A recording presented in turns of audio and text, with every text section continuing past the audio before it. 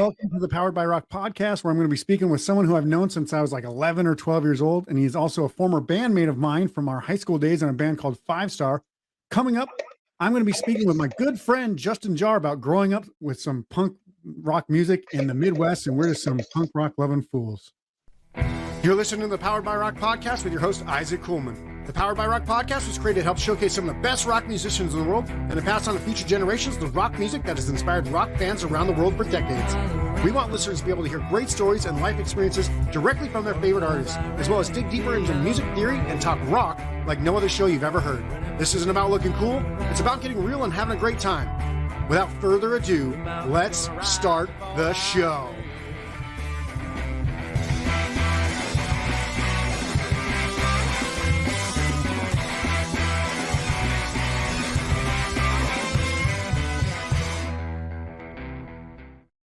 Hey, welcome to the Powered by Rock podcast. I'm super pumped about the show today because I wanted to bring on an old friend. We're going to have a couple beers while we do this episode because it's a old friends catching up type of one.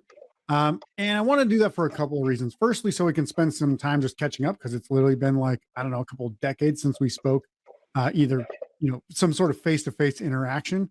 And secondly, so we can give our perspective on some of the music that shaped our lives over the last 25 years or so. So with that said, I'm honored and humbled to have the former bassist of our shared band and a man who I could call a great friend, even if we didn't speak for the next 20 years, Justin Jahr. Welcome to the show. Thanks. Good to be here. Yeah. Been a while, huh, dude? Yeah, it has. So you don't look any much different, obviously, than a little bit of longer hair. Maybe we've gained a couple pounds, but I think that kind of happens, from age 19 or 18 to like, 39 now? Yeah. The hair is recent. I haven't had to go into the office for a while, so been able to kind of grow the hair out and not really have to worry about what it looks like during those awkward stages. But like the pixie haircut or something. Exactly. Yeah. shave the sides and just like sweep it over, kind of. Yeah. I got the sides kind of shaved up, I guess. Nice. I get too hot. I'm a superconductor, so I gotta shave a bit off. Yeah. So you haven't put it in a mohawk lately or nothing? No mohawks for a while. Cool. So I want to break this episode down into a few subtopics so that we can kind of sort of hit some major points about the music that influenced us. So it's going to be kind of a time machine episode as well. So buckle up and get ready to flash back, everybody. Firstly, I want to dig into each of our own progression into the music that we came to love, specifically how we became uber fans of pop punk in the late 90s. Secondly, I want to reminisce a little bit about the punk rock compilation albums that we used to buy to discover some new music, like, since shit like YouTube and Spotify didn't exist and punk music was insanely hard to crack without some sort of lifeline and some connection there. Thirdly, I want to talk about the popularization of bands like Blink-182 and how that transformed pop punk for better and worse. And lastly, I want to talk about our days in 5-Star and some of the musical aspects of just being in a band and making music that we enjoyed playing and listening to, because I still think it's pretty good, but we might be our biggest fans in this arena. So let's dig in. So I obviously have known you for a while, but it's, like I said, it's been quite a long time since we've talked. I think we recorded our album the summer after high school, or maybe it was the next year after first year of college. And I don't think we've seen each other since then or even really spoke since then. So let's kind of go back to even before that. Let's go back to some of the formative years when we started listening to music. And I just want to ask you, can you even remember what were some of the very first artists you really enjoyed? And I don't mean just like rock or punk rock, like before those bands, you've ever found those bands, what were you listening to? Because I know I was a big fan of like Ace of Base and Boys to Men back in like 4th and 5th grade. Well, yeah, I don't know if I was really a fan, but the first concert I went to at the Bismarck Civic Center was who were like Boys to Men and MC Hammer, I think. I was there. That's funny because we didn't even know each other then, but I was at that concert. Yeah, that was probably like we were in 5th, 6th grade then. Yep. But like when BMG came out with those catalogs, you got like 100 CDs for 99 cents. Yeah. And then it's like, I got to pay like $30 every month. What the fuck? Yeah, there's a catch to that. Exactly. Yeah. My mom let me pick a few, and I picked Nirvana's Unplugged and Green Day's Dookie, and then TLC Water. I don't even know what that CD was called. With the Waterfall song on it. Anyway, a little too much MTV probably for me at that time, but I would say, definitely probably Nirvana and Green Day. Even if going back even further from that, maybe Guns N' Roses, I really got into as a really young kid. I got Appetite for Destruction on my hands when I was like, I don't know, that came out in '89, or maybe even before that. But so I was, maybe first, second grade. I don't even know how I came in possession of that, but mom found it and took it away from me pretty quickly. But yeah, I would say Guns N' Roses and Nirvana probably. That's funny, yeah, because I remember even before that, my dad playing music, right? So it'd be like Cheap Trick and Nazareth and Beatles and Led Zeppelin and all those things. And it's like that kind of was like there, but it was always like that was like older person rock music, right? So it was like it wasn't my music, it was like my dad's music. And I liked it, but I couldn't claim it as my own. And then when we started listening to like Nirvana and Green Day and Weezer, that's when I started being like, these are my own bands. Like these are the ones that were in my genre, in my era. So yeah, going from that all pop music in like grade school, because that's what only people listen to, is like you had to be the popular kid, or at least don't be a complete nerd, right? So it's like listen to what everybody else is listening to. But then when you get into junior high, then all these people start branching off into different cliques. And I think we met shortly after seventh grade or in seventh grade. And yeah, I remember I remember doing a lot of stupid shit with you guys, but listening to music, and then obviously even buying, I remember going because CDs used to be released on Tuesdays. So we'd go to like Walmart on a Tuesday after school and be like, let's go get the new Weezer album, or let's go get the new Green Day album, or whatever. And it's like, that was pretty, I remember those things vividly, because I'm like, I want to be the first person in all of North Dakota to buy this album or whatever. Obviously we weren't, but that was kind of like our goal. Yeah. So do you remember when was that, like sixth grade, seventh grade? When did punk rock and like rock and indie music come into your life? Because indie music probably comes later. It's not something that's going to be introduced at the same time as mainstream rock and punk. Right. Yeah. More like, like thinking like back to like the 90s alternative scene probably is where it really started. So yeah, junior high, I would say for sure. Yeah. If not, maybe by sixth grade even. Yeah. And so after you kind of started digging into this stuff, what were some of the bands that like blew your mind? Yeah, you mentioned Weezer. I think they were one of the first ones that, kind of that Blue album was unbelievable. And then Pinkerton came out a few years later and, was, just as good, if not better. Blasphemy. No, I'm just kidding. That was like 25 years ago, right? I think I just saw something that Pinkerton's been released 25 years ago. So that's crazy. Nirvana Nevermind is 30 years old. I'm like, Jesus. Yeah. That CD too, it's crazy to think about the media you use to listen to. I bought the cassette tape of Nevermind and remember, I still use the boombox when I'm outside doing yard work to listen to the radio, but it still has a cassette player in it. I don't have any cassettes, so I don't use it. But man, it doesn't even have a CD player on it. That is old. Yeah, no, it's old school. Yeah, it's for outdoor work now. It's so you can put it on your shoulder and rock around the block. Right? You got it. Got all those giant C-cell batteries in there.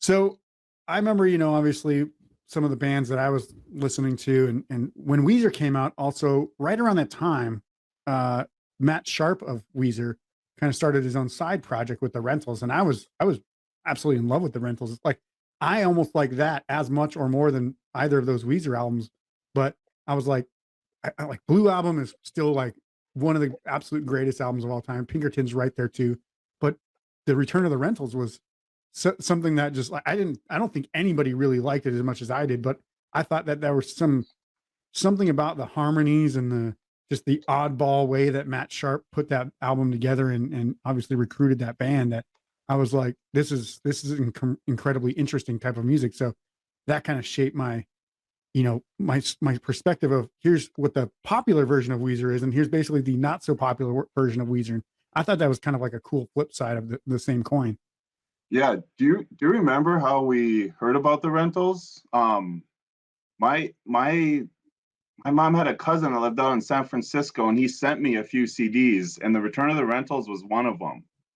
And that was, way back in junior high. So I'm wondering if that's how we, because I totally remember that album too, and Yeah. I have the same feelings as you. Yeah, it was a pretty out there album as far as different with all the like his synthesizers or whatever he was using in it. Yeah. Was pretty out there and cool. But yeah, I totally remember that album. Yeah, and I know that it was on like they released one of their videos on MTV, but it was like 120 minutes, so you only saw it at like midnight or something like that. So it's like, yeah, let's stay up to midnight. They're going to release the new rentals, whatever. It's like, man, that is such a loser thing to do. But it was like I was like always excited to watch 120 minutes with Matt Pinfield. So then let's talk about a little bit of a progression, right? So as you started getting older, out of high school, into college, out of college, how did your musical taste change? Because, some of it doesn't. Like, I'll still say that I have a theory that whatever you listen to in high school and college, basically you'll listen to a lot of that for the most of the rest of your life, right? So it's kind of ingrained in your DNA. But what kind of stuff started shaping you in those years? Yeah, I would say those years, I like musically, I really haven't matured at all. I've always kind of like honestly, I listened to the same shit that I did back then. I'm kind of a creature of habit too, so it makes sense that when I find something I like, I don't move away from it. But Blink came into play and really opened up a lot of music that I didn't know about before. Saw Bad Religion open for them. Yeah, that was a fun call. Yeah, did you come with? Yep, I was at that Okay. show. Yeah. Okay, yeah, in an old baseball stadium. Yeah. Yep. But anyway, that was the first that opened my eyes to Bad Religion. I've never really knew about them or heard of them before, and just a huge fan of them now. Like just thinking about all the stuff they released, and I had no idea. Back in the 90's and late 80's, and I love it now. Yeah. But had no clue back then. Yeah, and for punk rock purists, that's like those tweets when like Paul McCartney did a song with Kanye West, and they were like, all these kids were like, "Oh, it's so good of Kanye West to like expose new artists and stuff like that." It's like Paul McCartney, like he's not a new artist, bro. It's kind of the same thing with like punk rock purists. They're like, you had to go through Blink-182 to hear Bad Religion. You're a shit punk rock fan, but we're from the Midwest, man. We didn't have all the connections that everybody else in California had. No, exactly. And yeah, it kind of opened up all that Southern California skate punk type stuff like NoFX and Rancid, Pennywise, The Offspring, all those bands that kind of came up, around that time too, just really gravitated towards. Yeah. Yeah. And so for me, it was kind of, I started transitioning a little bit away from punk because at that point, pop punk kind of became like this. Everybody had to have an annoying voice to kind of be in pop punk. So bands like Newfound Glory came in, and I started to like them at first, but then they got really kind of repetitive in that. And Jordan, whatever his name from the band is, his voice is kind of higher pitch and just kind of like that nasally. So it's like, that's how bands started to kind of come out. And like, there's a lot of other bands. I can't even think of another one off the top of my head, but like Simple Plan, for example. And I was just like, it seems like these adults are trying to act like little nasally, whiny kids. And I'm like, I'm going to move away from punk for a little bit because I want to go out and see what the indie rock scene is. And that's where I started finding bands like Cursive, Portugal the Man later on, Minus the Bear, a lot of these bands, Cage the Elephant, stuff like this. But, these bands started getting really, really big, kind of maybe not Minus the Bear, but Cage the Elephant and Portugal the Man for sure have gotten big over the last few years. And it turned indie rock into the new pop punk. So it's like now all these bands in indie rock were getting really big. And I was like, man, it's like the 90s all over again. Cause like, I remember when we would like watch the Damn It video and we're like, dude, these guys are going to be huge. And I'll talk about that in a little bit, but with Blink-182, but let's kind of pause there because I think that's kind of us in the formative in our nutshells. So let's move on and let's talk about these punk rock compilation albums, because this was another little side secret that we had, I guess, or there was another connection that probably most people didn't pay attention to these albums, but for guys like us, when we couldn't go to shows and see Bad Religion and Lagwagon and all these awesome bands kind of ripping through every city in our state, I remember like driving to Fargo overnight, just like driving there and back from Mandan, and that's like a 3.5 hour drive back and forth in one night just to watch Real Big Fish. I'm like, I don't want to do that every time I want to go see a show. But when these first punk rock compilation albums came out, we're talking about like Punkorama, Fat Music for Fat People, and all the other fat ones, like Fat Music for whatever people, is like, now it's like Fat Music for Wreck People is the newest one that came out.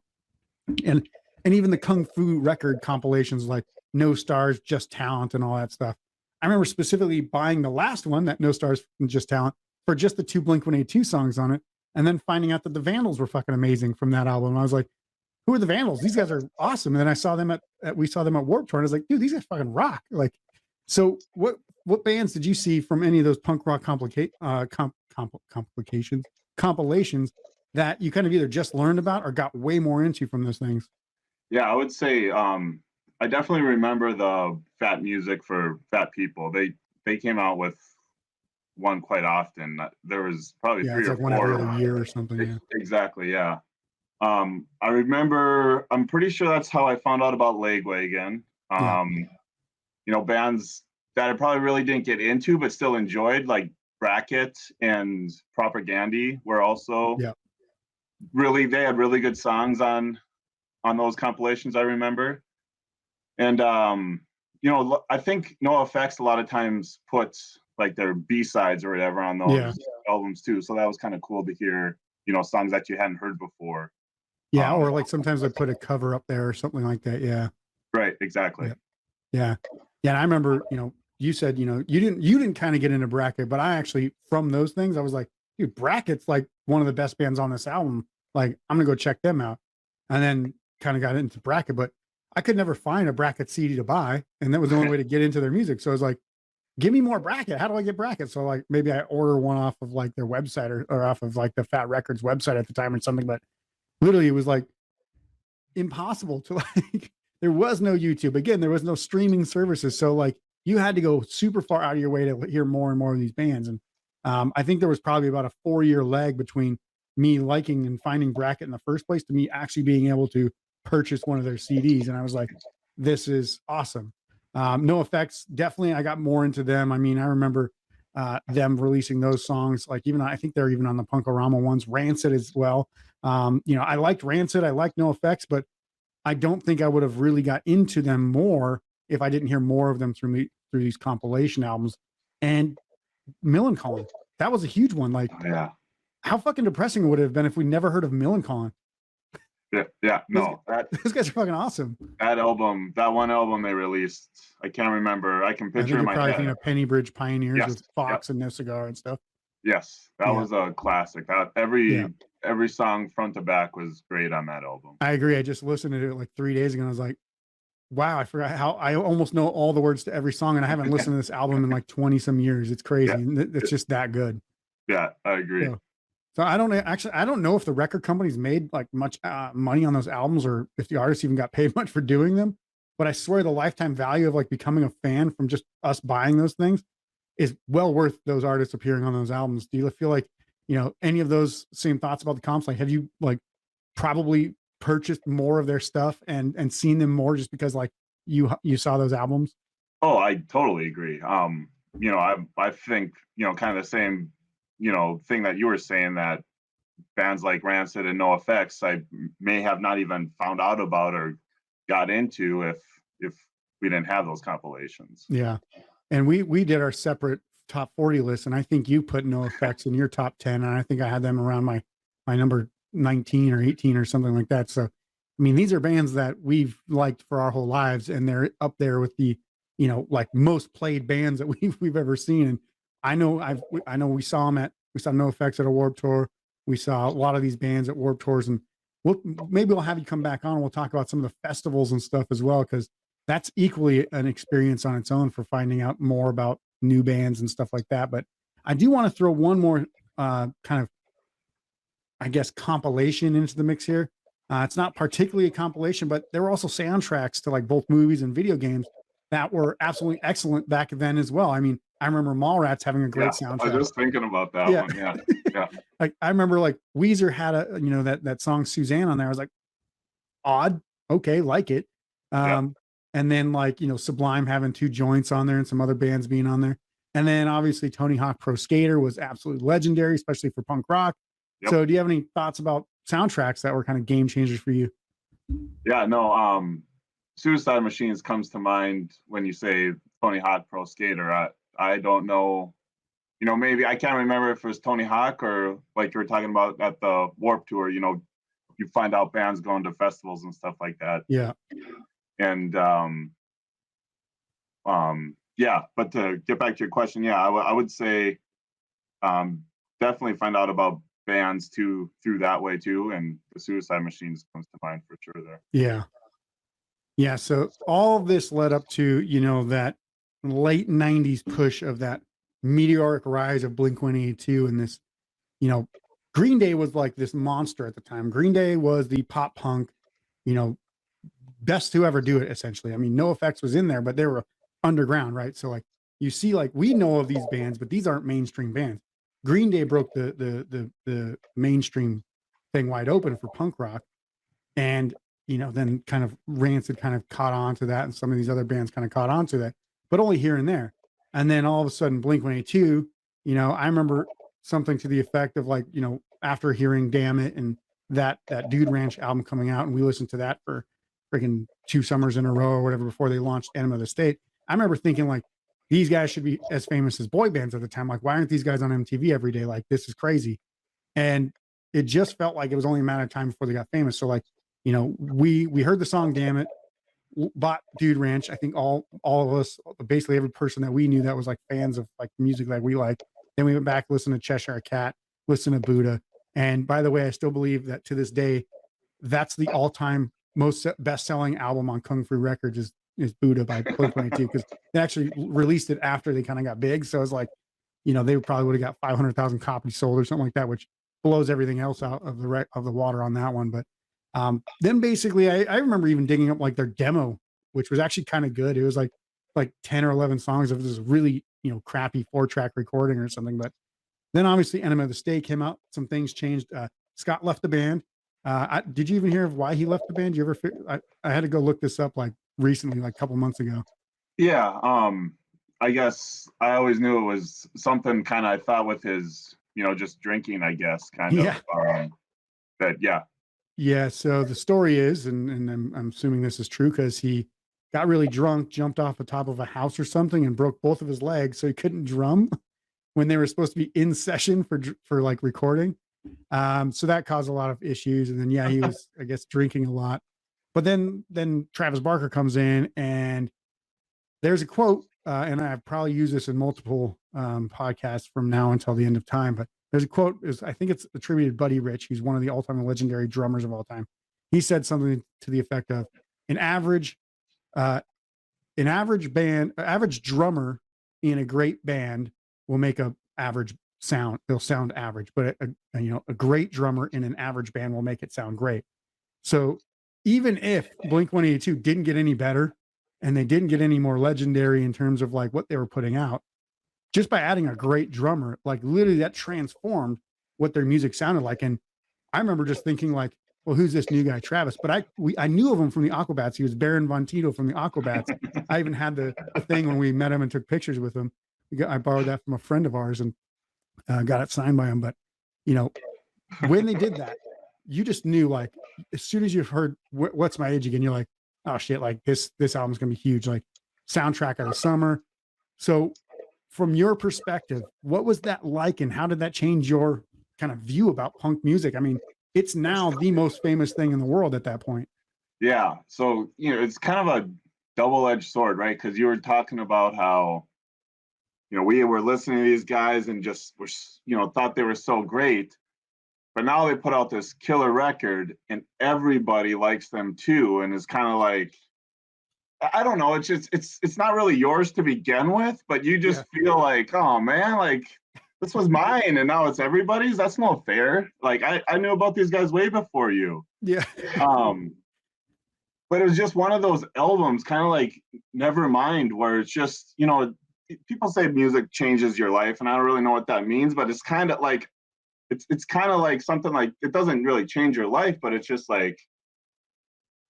one of those times where you look back on your life and you remember exactly what was happening. I remember going into that, I don't remember the records, what it was called, but it was that strip mall right by the Civic Center. We went in Oh yeah. to buy the Enema of the State record. Yeah. And yeah, we listened to it all summer. It just, yeah, I just couldn't believe what I was hearing, I guess. It was unbelievable. Yeah, and I remember we even went to a concert a few months later. this was a cover band in North Dakota. It was like this. Shit. I can't even remember the guy's name. He's basically like the legendary, guy that does cover music, and they do it for like a summer concert series. And we were there. We were wasted. I mean, this is like right after high school or something like that. It was like, and they're playing all the small things, Yep. and you're just like screaming. You got your backwards baseball cap on. You're like, no, stop. And they think somebody's hurt or somebody's dying. And so they're like, hold on, stop.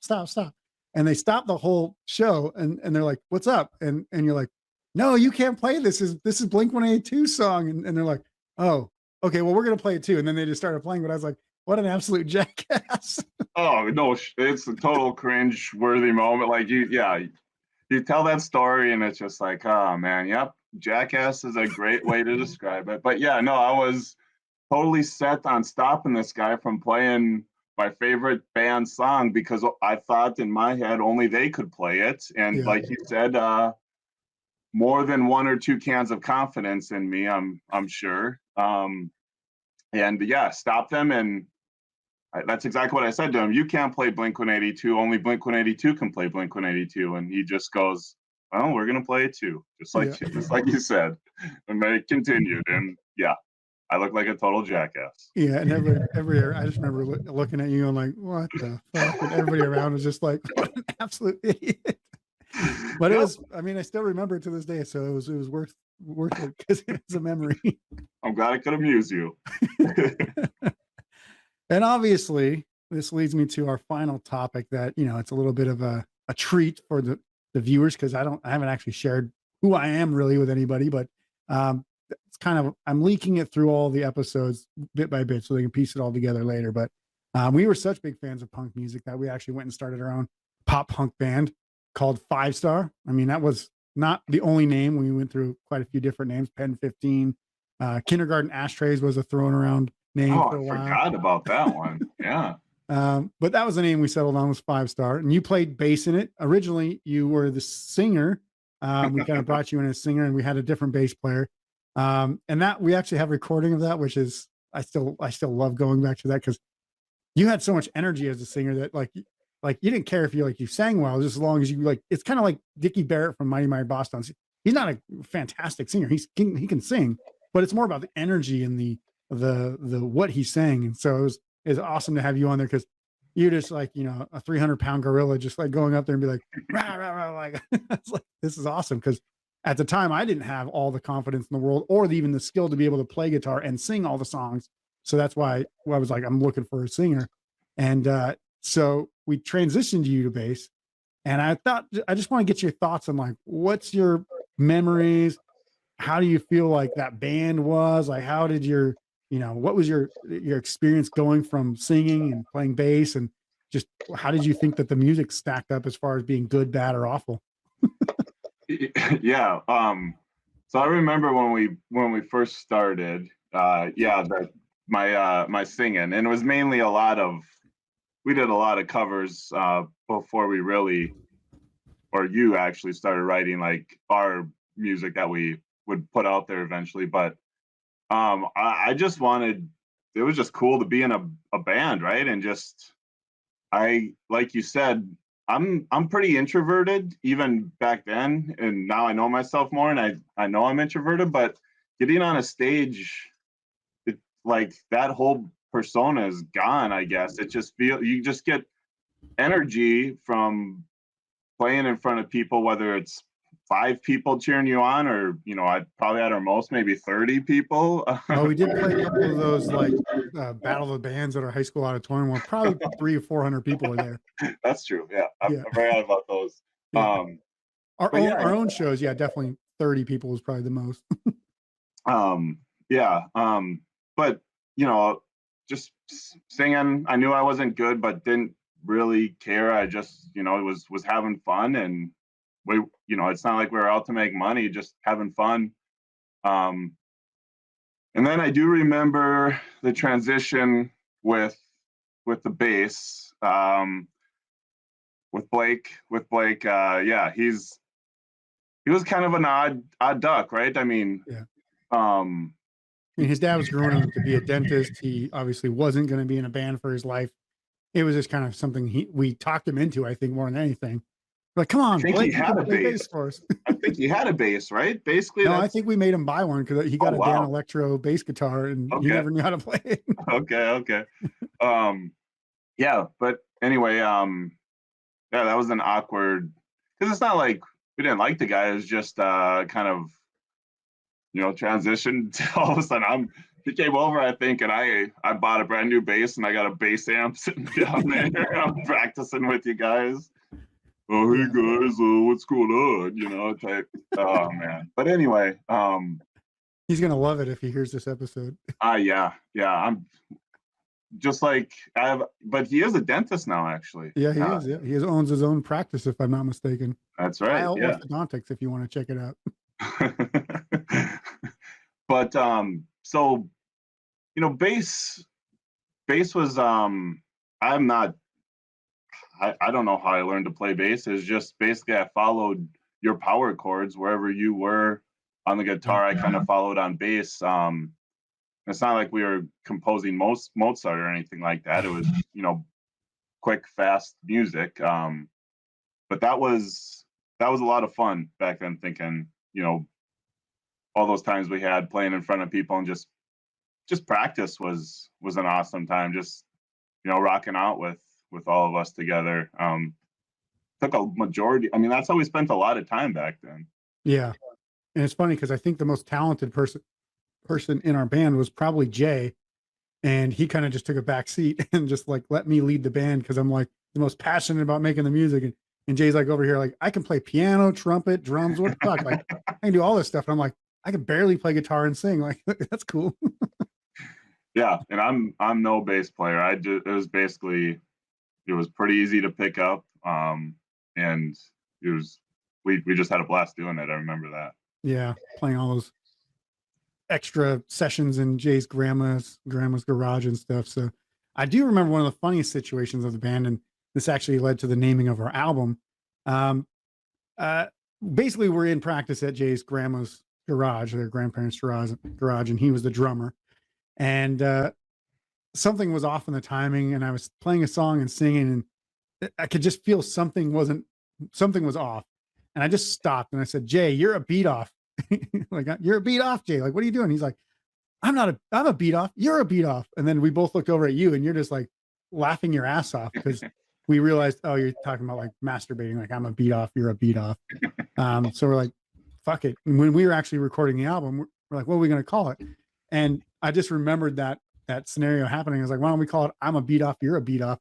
And that's what stuck. I feel like it's one of the best musical puns and inside jokes combined. Yeah, I definitely remember that. And yeah, speaking of Jay's grandma's garage, just that brings back a whole ton of other memories, hanging out there a lot. But recording our music video and all sorts of things. Exactly. Yeah. But no, that was so great. I don't think you guys had no clue what you were saying. You're just calling each other beat offs at the top of your lungs. And I was just over there laughing my ass off. Yeah, I will say that I probably only have 2 regrets about our band. One, at one point, Jay mentioned that we knew Duck Dodger, which was a band from across the river in Bismarck, I believe. But they actually were supposed to be playing a a show with MxPx in South Dakota. Do you remember this? Because I mentioned it to Jay and he had no recollection of this. I don't know. Okay, so at one point, Jay came to both of us and said, "Hey, Duck Dodger's going to be playing for MxPx in Pierre, South Dakota, like 2 Tuesdays from now." And he's like, Duck Dodger was asking if we were interested because they were asked to find an opener, and Duck Dodger was the supporting band. And I was like, I don't give a shit. Like, let's go, let's do it. And you guys are both like, no way. Like, we can't. First of all, we were seniors, so like, why the fuck not? Like it's a Tuesday. Who gives a shit about a Wednesday? Like, nothing's gonna happen on that Wednesday. But you guys were like, no, we can't miss school. You were definitely like, I'm not gonna ask my mom. I'm like, Sandy won't give a shit. Just let's go. But yeah, you were like, I'm not gonna ask my mom to like take a night off of school to go down to Pierre, South Dakota with, a couple of 18-year-olds. Like, it's like for you guys it was, and I knew Gene and Florence are gonna be like, absolutely no way. I'm like, that's why you don't ask. Just say you're staying over somewhere else. But yeah, so that got kibosh, and I was like, I wish that we would have done that, even if we just said yes, and even if we didn't get it, but we didn't even say yes.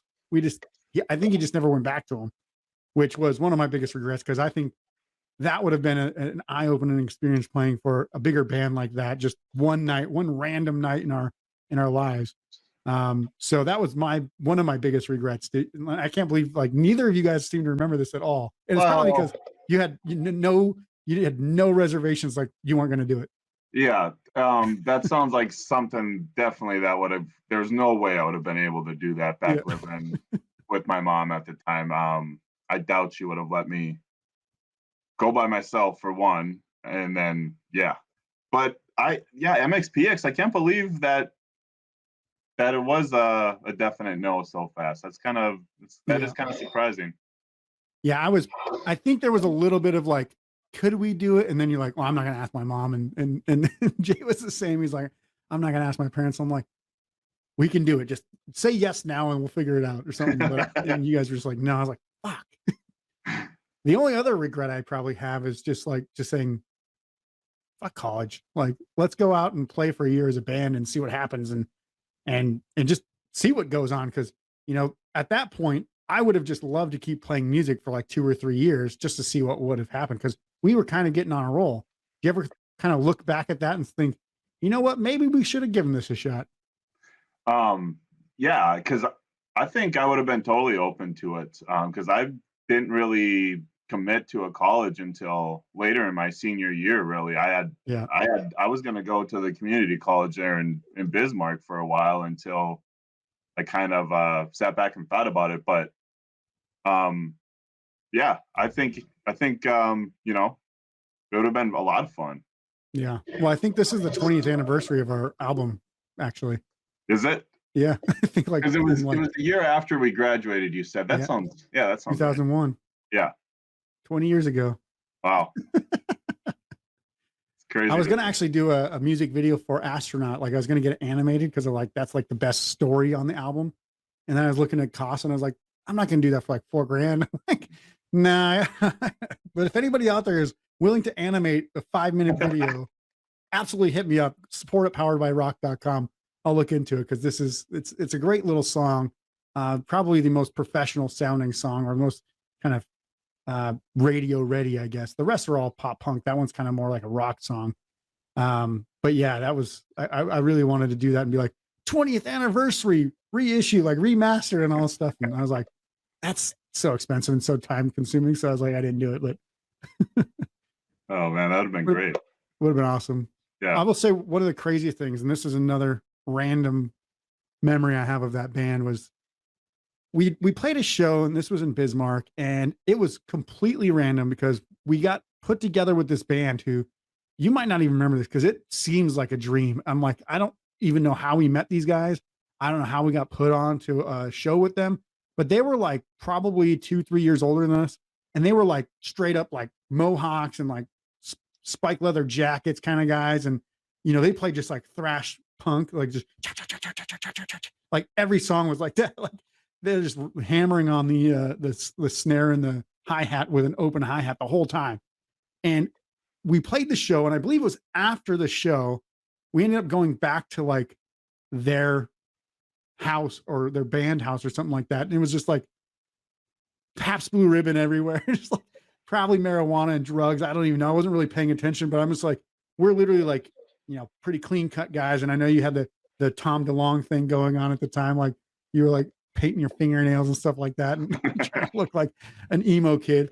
So I'm like, how are we even like this is so weird that like music can bring these totally different types of people together. And we end up like shotgunning beers with these guys. But I'm like, I think we left a little early because we felt we might get murdered if we stuck around too long. Do you remember that band? Yeah, I don't remember the band, but I kind of remember being at that party now that you mention it. Because it was so odd. And and I definitely felt out of place. But I was like, these people look like they're about to shoot heroin. And I don't think I want to be around for that. That was probably what was that? The Bean, is that what that place was called? It wasn't for that show, but it was for a different show in Bismarck at like some random like VFW. Yeah, exactly. Like one of them halls or something like that. Yeah. Ambets, I think. Yeah, exactly. I do remember playing that coffee shop at the Bean though. That was an interesting venue. And then we wrote a song about killing people at the Bean later. Oh boy, yeah.